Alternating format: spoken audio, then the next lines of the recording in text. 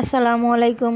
সবাই কেমন আছেন? আশা করি ভালো আছেন। আমিও ভালো আছি আলহামদুলিল্লাহ। ঝটপট একটি সন্ধ্যা বা সকালের নাস্তা নিয়ে হাজির হলাম। খুবই কম সময় আর ঘরে থাকা অল্প উপকরণ দিয়ে আজকে আমি নুডলসের স্যুপ বানিয়ে দেখাবো। আমার এই মিনি কুকারে রান্না করতে বেশ ভালো লাগে, তাই আমি স্যুপটাও আজকে মিনি কুকারেই বানাবো। কুকারটা গরম হয়ে গেছিল, তারপর আমি তেল দিয়েছি, তারপর একটু রসুন কুচি, রসুনটা ব্রাউনি কালার আর ফ্লেভারটা সরালে আমি এর মধ্যে আলু কুচি দিয়ে দিচ্ছি। আলুটাকে আমি ভালো করে ভেজে নিব। আমার ঘরে যে দুইটা সবজি ছিল আমি সেই দুইটা সবজি এর মধ্যে ব্যবহার করেছি। আপনাদের ঘরে আরো বেশি সবজি থাকলে আপনারা তাও দিতে পারেন। আমি কিন্তু এই প্রথমবার ট্রাই করছি নুডলসের স্যুপ, আপনারাও ট্রাই করে দেখতে পারেন। আশা করি নিরাশ হবেন না, অনেক বেশি সুস্বাদু খেতে। ছোট থেকে বড় সকলেই পছন্দ করবে এই খাবারটা। তারপরে আমি ভেজে রাখা আলুর মধ্যে টমেটো কুচি আর দুইটা কাঁচামরিচ দিয়ে দিয়েছি। বাড়ির বাচ্চারাও যেহেতু খাবে তাই আমি ঝাল পরিমাণটা কম দিয়েছি। এখন আমি সবগুলো একসাথে ভেজে নিব খুব ভালো করে। সবগুলো উপকরণ ভালো করে ভাজা হয়ে গেলে এখন আমি পরিমাণ মতো পানি দিয়ে দিচ্ছি। আমি 3টা নুডলসের স্যুপ বানাবো, তাই আমি আমার আন্দাজ মতো পানি দিয়ে দিলাম। আপনারা যে পরিমাণের বানাবেন সেই পরিমাণের পানি দিয়ে নিবেন। পানিটা ভালো করে ফুটে আসলে আমি এর মধ্যে টমেটো সস দিয়ে দিচ্ছি। তারপর দিয়ে দিচ্ছি নুডলসের সাথে যে মশলাগুলো ছিল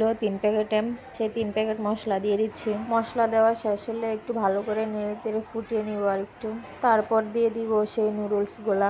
নুডলস দেওয়া শেষ হলে আমি সেই পানিটার সাথে নুডলসটা ভালো করে মিশিয়ে নিচ্ছি। স্যুপটা বানাতে আমার মিনিমাম 10 মিনিট লেগেছে। 10 মিনিটেই যদি এরকম স্বাস্থ্যকর একটি রেসিপি খাওয়া যায় তাহলে তার কোনো কথাই নেই। বাড়ির ছোট থেকে বড় সবাই খুব মজা করে এই রেসিপিটা খাবে। এরপর আমি 1 চামচ কর্নফ্লাওয়ার পানির মধ্যে ভালো করে মিশিয়ে নিয়েছি। আপনাদের ঘরে যদি কর্নফ্লাওয়ার না থাকে তাহলে 1 চামচ চালের গুঁড়া বা ময়দাও দিতে পারেন। এটা দিলে স্যুপের পানিটা অনেকটা ঘন হয়ে আসে আর খেতেও অনেক ভালো লাগে। এটা স্কিপ করবেন না, দেওয়ার চেষ্টা করবেন, তাহলে খেতে অনেক সুস্বাদু হয়। তারপর আমি ভালো করে মিশিয়ে নিচ্ছি স্যুপের সাথে। মেশানো হয়ে গেলে আমি এটাকে কিছুক্ষণের জন্য ঢেকে রেখে দিব ভালো করে সিদ্ধ হওয়ার জন্য।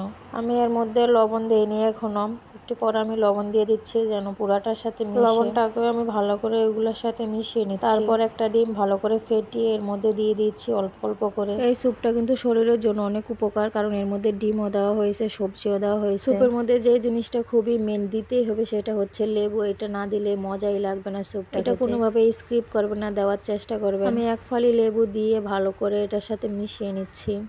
দেখুন আমার স্যুপটা কত সুন্দর হয়েছে, থিকনেসটাও কত সুন্দর। আশা করি আপনাদের কাছে অনেক ভালো লাগবে। সবাই একবার হলো ট্রাই করে দেখবেন যারা এখনো ট্রাই করেননি আমার মতো। আমি এই প্রথম বানিয়েছি, খেতে অসম্ভব মজার ছিল। এই তো কথা বলতে বলতে আমার রান্নাটা প্রায় শেষ, এখন আমি নামিয়ে সার্ভ করব। দেখুন কত সুন্দর হয়েছে স্যুপটা। এখন খেয়ে সবাই রিভিউ দিবে। 3 প্যাকেট নুডলস আমরা 5 জন মিলে খেয়েছি। কেমন হয়েছে সোনা? অনেক সুস্বাদু।